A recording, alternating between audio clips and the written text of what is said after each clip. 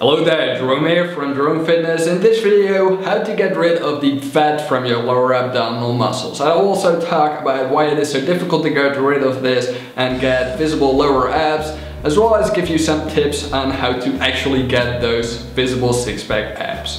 First of all, why is it so difficult to get them? Well, there are two main reasons for that. The first one is that the upper part of your abdominal muscles is more developed than the lower part of your abdominal muscles, and in contrary to what some people believe, there is actually no upper abdominal muscle and lower abdominal muscle. It is one muscle, namely the rectus abdominis. Now, it is bigger at the top than it is at the bottom usually, and you can compare that to your biceps when you do a flex. Then you will see that the peak of the abdominal, or the peak of the bicep muscle, is more developed than the sides of it, and the same goes for your abdominal muscles. The top is more developed than the bottom, and that has to do with insertion of the muscles and stuff like that.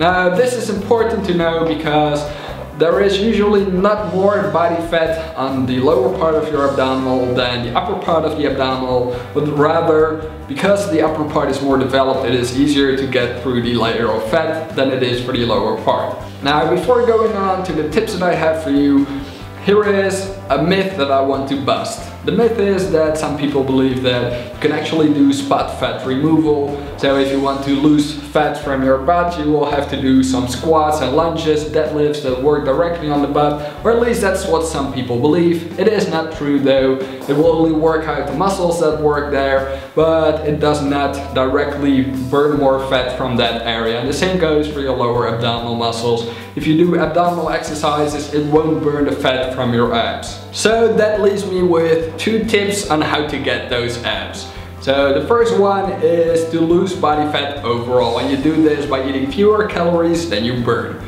Now, I wouldn't overdo it because then you will also lose a lot of muscle mass, and then, as I explained earlier, you will also have much more trouble getting those abs through the layer of fat.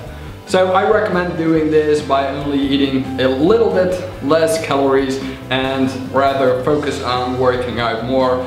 And that is also the second tip that I have: work on your abdominal muscles. Now, don't think in terms of lower abdominal muscle workouts, because as I already mentioned, it doesn't work that way. Just do some intense abdominal workouts and do them the same as you would do for building your biceps or your back, for example.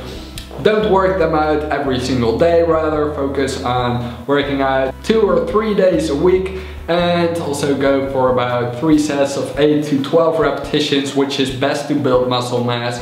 Do that with a decent intensity, and you can do this by either doing more advanced abdominal exercises such as bodyweight hanging leg raises, or you could also do some weighted exercises. It works the same to build your abdominal muscles as it does to building your shoulder muscles, for example. So those are the two tips that I have for you. It will take time for you to get actually visible six-pack abs if you burn it, or if you want to burn your fat, because you cannot decide where the fat comes off first. And with some people it is from their thighs, with others it is with their abdominal muscles, whereas other people, the abdominal muscles are the last parts of your body where the fat comes off. So that is the difficult thing about revealing the lower part of your abdominals, and for some people it may not even be possible if their body fat is very stubborn and if they cannot get there without having a very low body fat percentage, which is usually not